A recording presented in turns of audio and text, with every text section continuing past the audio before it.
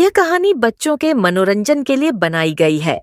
नन्हा कृष्ण और बलराम की नई शरारत। उपद्रवी बंदरों की टोली गोकुल में कृष्ण और बलराम की शरारतों का सिलसिला थमने का नाम ही नहीं ले रहा था। हर दिन कोई नई योजना, कोई नई शरारत।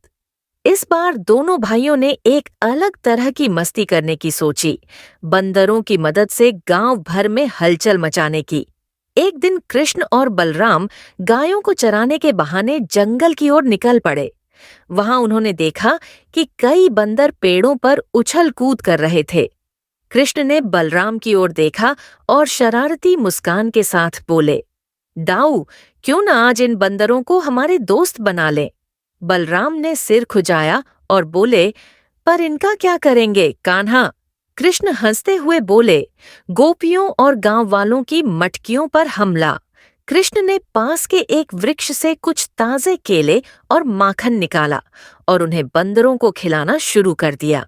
धीरे धीरे सारे बंदर कृष्ण के दोस्त बन गए। फिर कृष्ण ने धीरे से कहा, सुनो बंदर भैया, जाओ और गांव में जाकर गोपियों की मटकियां नीचे गिरा दो।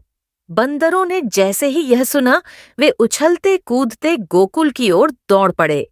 गांव में हड़कंप मच गया। गोपियां अपनी मटकियां बचाने के लिए इधर उधर दौड़ने लगीं, लेकिन बंदर थे बड़े चतुर। वे तेजी से मटकी छीनकर पेड़ पर चढ़ जाते और सारा माखन छट कर जाते। गोपियों ने चिल्लाते हुए कहा, अरे, ये बंदर तो बिल्कुल कान्हा की तरह नटखट हो गए हैं।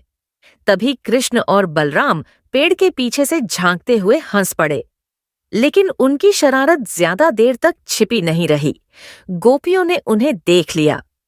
अरे, ये सब कान्हा की ही चाल है। गोपियां चिल्लाईं और दौड़कर कृष्णा को पकड़ने लगीं। कृष्ण और बलराम तेजी से भागे, लेकिन अंत में यशोदा माँ के हाथ आ ही गए। माँ यशोदा ने गुस्से से पूछा, कान्हा, ये सब तुम्हारी ही शरारत थी, है ना? कृष्ण ने भोलेपन से कहा, माँ, मैंने कुछ नहीं किया, ये तो बंदरों की मर्जी थी। गोपियां हंस पड़ीं और माँ यशोदा भी कृष्ण की मासूमियत देखकर मुस्कुरा उठीं। अंत में गोपियों ने कृष्ण और बलराम को खूब सारा माखन खिलाया और गोकुल फिर से ठहाकों से गूंज उठा। गोकुल का अगला दिन। गोकुल में हर दिन कृष्ण और बलराम कोई न कोई नई शरारत कर बैठते, जिसे पूरा गांव हंसी और आनंद से भर जाता। इस बार उनकी नटखट टोली ने गोपियों की चुनरी गायब करने की योजना बनाई। एक दिन कृष्ण और बलराम अपने दोस्तों के साथ यमुना नदी के किनारे खेल रहे थे। तभी उन्होंने देखा कि गांव की गोपियां नदी में स्नान करने के लिए आई हैं। उन्होंने अपनी चुनरी पास के पेड़ पर डाल दी और पानी में उतर गईं।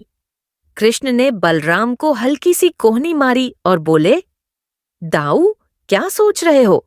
चलो, इन चुनरी को गायब कर देते हैं। बलराम हंसकर बोले, अरे कान्हा, तुम कभी सीधे नहीं रह सकते। लेकिन फिर भी वे शरारत करने को तैयार हो गए। जैसे ही गोपियां पानी में उतरी, कृष्ण और उनके दोस्तों ने धीरे धीरे चुनरी पेड़ की ऊंची डालियों पर टांग दी। जब गोपियां नहाकर बाहर आने लगीं, तो उन्होंने देखा कि उनकी चुनरी गायब है। गोपियां घबरा गईं और चिल्लाने लगीं, अरे, हमारी चुनरी कहाँ गई? इतने में कृष्ण पेड़ पर चढ़कर हंसते हुए बोले, अरे सुंदर गोपियों, अगर अपनी चुनरी चाहिए तो पहले हमें माखन खिलाना पड़ेगा। गोपियां गुस्से से बोलीं, कान्हा, तुम बहुत शरारती हो, हमें हमारी चुनरी वापस दो। कृष्ण ने मुस्कुराते हुए कहा, पहले कसम खाओ कि आगे से तुम हमें माखन चोरी करने से नहीं रोकोगी। गोपियां हंस पड़ीं और बोलीं, ठीक है कान्हा, हम तुम्हें कभी नहीं रोकेंगी, अब हमें हमारी चुनरी दे दो। कृष्ण ने मजे लेते हुए चुनरी वापस की और गोपियों ने मुस्कुराते हुए कृष्ण और बलराम को गर्मा गर्म माखन और मिश्री खिलाई। गोकुल में फिर से हंसी ठिठोली गूंज उठी और कृष्ण बलराम की शरारतों का सिलसिला यूं ही चलता रहा। ऐसी कहानी के लिए कृपया चैनल को सब्सक्राइब कर दें। धन्यवाद।